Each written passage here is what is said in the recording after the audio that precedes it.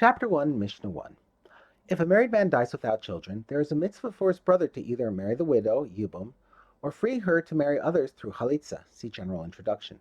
Although a brother's former wife is usually considered an aruva, a relative that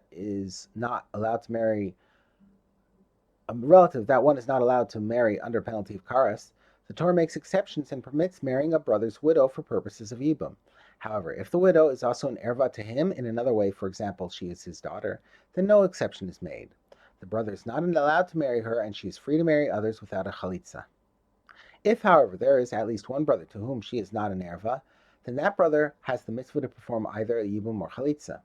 Our Mishnah discusses a case where a brother died childless and left multiple widows, and one of them is an erva to the living brother. It teaches that not only is the erva exempt from yibum or chalitza, but so too are the other widows, the co-wives of the erva.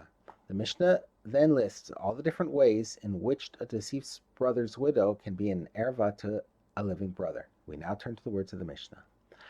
There are 15 women who, because they are an erva to the only living brother of their dead husband, exempt their co-wives from chalitza and yibum, and they also exempt the co-wives of their co-wives from chalitza and yibum. That is, if in addition to the first brother to whom she is an erva, there was a second brother to whom she was not an erva, and he performed yibum with her co-wife, and then he too died childless with two wives, and both his widows are also exempt from chalitza and from yibum with the first brother. One because she was previously the co-wife of his erva, and the other because she is now the co-wife of that co-wife. And this continues forever. That is, if there is a third brother and he performed yibum with the co-wife of the erva and then died childless with two wives, then the co-wife of the co-wife of the co-wife of the erva is also exempted from chalitza and yibum with the first brother. And if there is a fourth brother and he performs yibum with the co-wife of the co-wife of the co-wife, and he too dies childless with two wives, etc., this rule goes on endlessly for as many brothers and groups of co-wives as there may be. The Mishnah details all 15 ways in which a woman who is married to the dead brother can be an erva to the living brother. These are the 15 women. The first three are ervas because they are descendants of the living brother. 1, his daughter, 2, his daughter's daughter, and 3, his son's daughter. The next 3 are descendants of the living brother's wife. 4, his wife's daughter, 5, the wife's son's daughter, and 6, the wife's daughter's daughter. The next 3 are ancestors of the living brother's wife. 7, his wife's mother, 8, his wife's mother's mother, and 9, his wife's father's mother. When 2 men are half-brothers from the father's side, meaning they share the same father but have different mothers, and one of them dies childless, the living half-brother is supposed to perform yibum or chalitza with the widow. The next 2 ervas are women that the living half-brother cannot marry because they are related to him from his mother's side. 10, his half-sister from his mother's side. 11, and his mother's sister. The Mishnah goes back to a case that could even involve full brothers, in order to list one more erva that involves a sister. 12, his wife's sister. The Mishnah returns to half-brothers from his father's side. It lists a third erva that the living half-brother cannot marry because she is related to him from his mother's side. 13, the wife of his half-brother from his mother's side. The Mishnah lists one more erva that involves a brother. 14, the wife of his brother whose world he did not share, that is, the wife of a brother who died before this brother was born.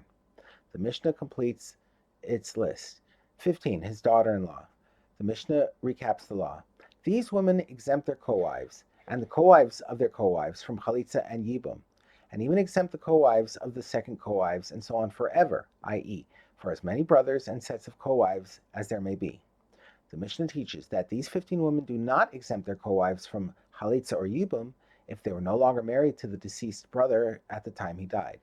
However, with regard to all these 15 women, if they died before their husband, or if they performed me'un, and thereby annulled their marriage to him before he died, or if they were divorced to him before he died, or if they were found to be elonios before he died, that is, they were found to have certain physical characteristics that showed that they can never have children, and their marriage was therefore annulled, in all of these cases, their co-wives, to whom the dead man was still married at the time of his death, are permitted to the living brother, since at the time of the husband's death, he was not married to the erva.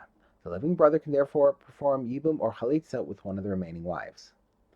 The Mishnah points out that for some of the 15 women listed in our Mishnah, there are not so many ways in which their marriage to the deceased brother could have ended before he died.